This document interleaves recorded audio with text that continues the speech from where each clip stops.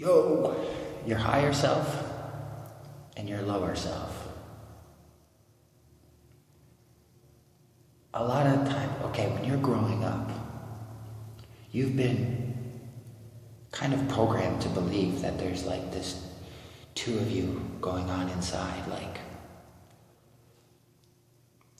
when you did something wrong, and like my mom would be like, you're not acting like yourself, or I don't know, that doesn't seem like you. Or when you're drinking, I don't like when you drink because you get, and you're not you when you drink. But when you were a kid and your mom would be like, I don't like when you, that's not you, Corey, don't do that. So you think that's not you. Oh, so what is me is my behavior that you like, based on your opinion, that you deem acceptable. As you grow up and mature through life,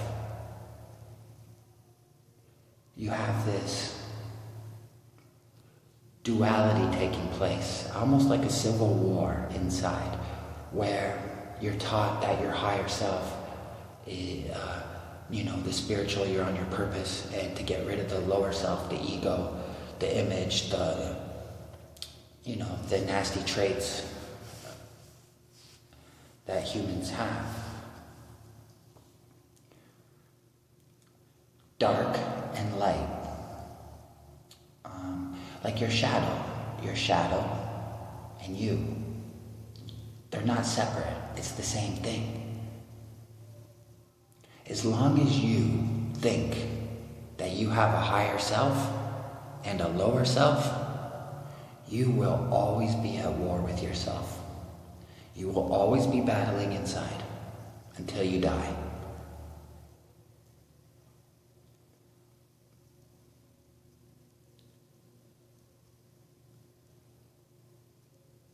You are whole and you are complete.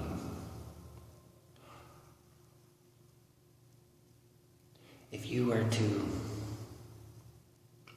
take a look at your last year, say when you, at nighttime, you go to a party, a get-together, just anything at night, you behave differently than you would during the day. A lot of us let go a bit more at night. Our sexual side usually comes out. Sometimes we like to have some drinks or smoke a bit, or we indulge in some pleasures at nighttime. That person is not separate from you during the day when you go to work and you do this, or it's the same. You have to come to terms with who you are. You have good, evil within you, exists in everyone. You have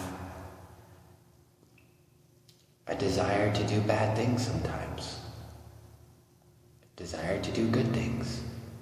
Good and bad is neutral. There is no such thing. It's the debate, the analyzing that is what makes it. It's our thinking. If you're simply being, you won't have this debate in your mind.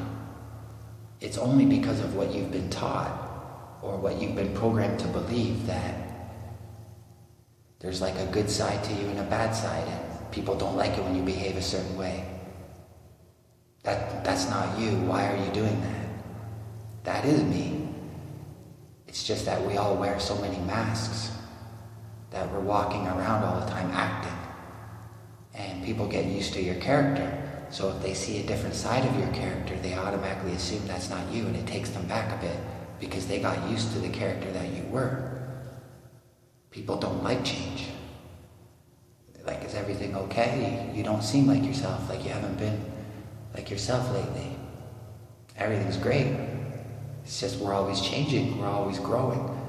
To hold me to the same standard or image that you had of me yesterday won't work for me because I'm always changing form. I'm always changing shape. It's a dream. When you become lucid within your dream, you can play and be what you want. You don't have to be limited. But the duality inside, the civil war, the battle within, you can end this war at any time by accepting yourself, by loving yourself, your whole self. And you could say, like, it's easy for somebody to love my light and when I shine and when I'm this, but can you love my shadow? Can you love the dark side of me when I'm not so pleasant? Because both of those are equally me. It's just people get used to only seeing certain sides, so the other side takes them back a bit because they're just not used to seeing it. It's because we're all acting our way through, pretending to be something we're not. And that requires energy, and it can be stressful. And that's why you like being alone, because you don't have to have this character play. You don't have to have this. You can simply be in all your glory. Accept yourself for who you are. The light and the dark. Much love.